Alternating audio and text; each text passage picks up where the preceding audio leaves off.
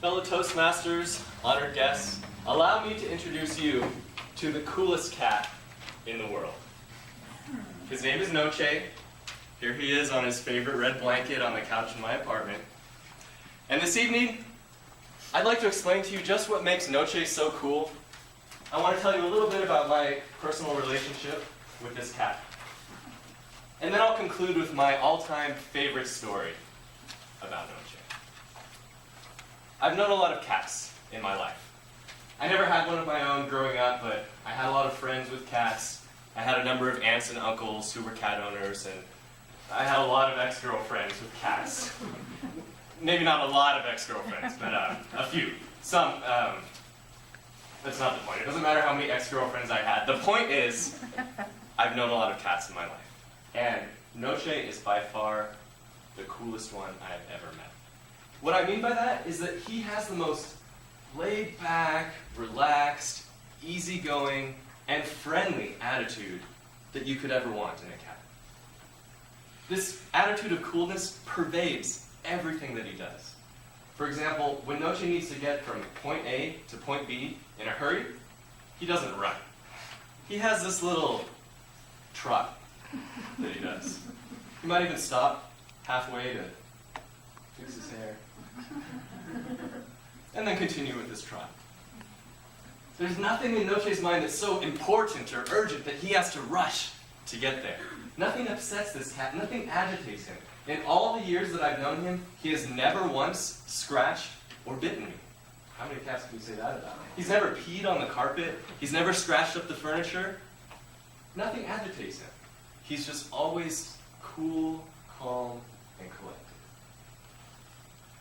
Before I continue, there's something that you need to know about Noche. You see, Noche is not actually my cat. He belongs to my next door neighbor, Dave. But sometimes I feel like he's my cat because he comes over to my apartment every single day and hangs out with me for hours at a time. I don't know why he does it. It's not like I'm out on the sidewalk trying to lure him in with treats and toys. He just comes over of his own accord. I've even asked him, Noche, why do you hang out with me so much? Why aren't you hanging out at home with your real owner? But all he ever says is, wow. So we may never know why Noche likes hanging out with me so much. But I cherish every moment of it. I do feel a little bit guilty. Sometimes, like, maybe this is wrong. Maybe I shouldn't be hanging out with my neighbor's cat without him knowing about it. But you know what? If Noche showed up on your doorstep of your house or apartment, and he looked up at you with those big, adorable yellow eyes, you'd let him into your home too.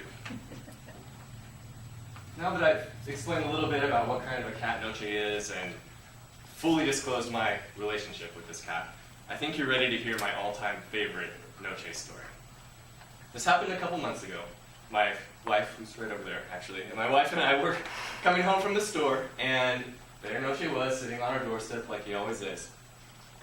With our arms full of groceries, we let him inside, and we didn't really pay attention to him. We were busy putting the groceries away.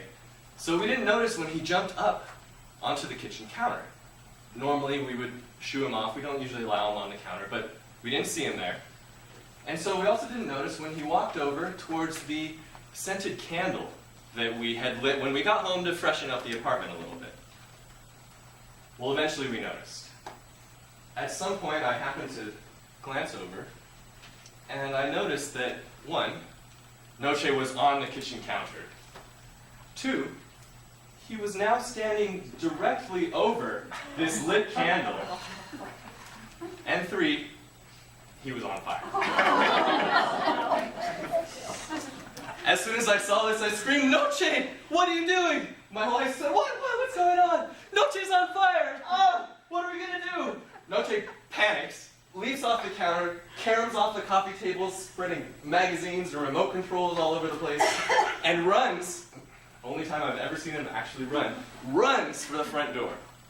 The door's closed, he can't get out, he's trapped in this apartment full of psychotic, screaming people.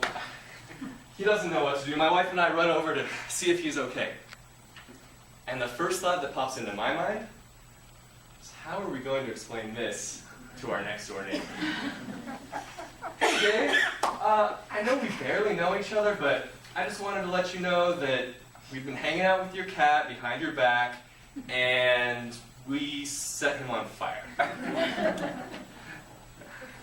Well, luckily, the flames had been extinguished as soon as he had jumped off of the counter.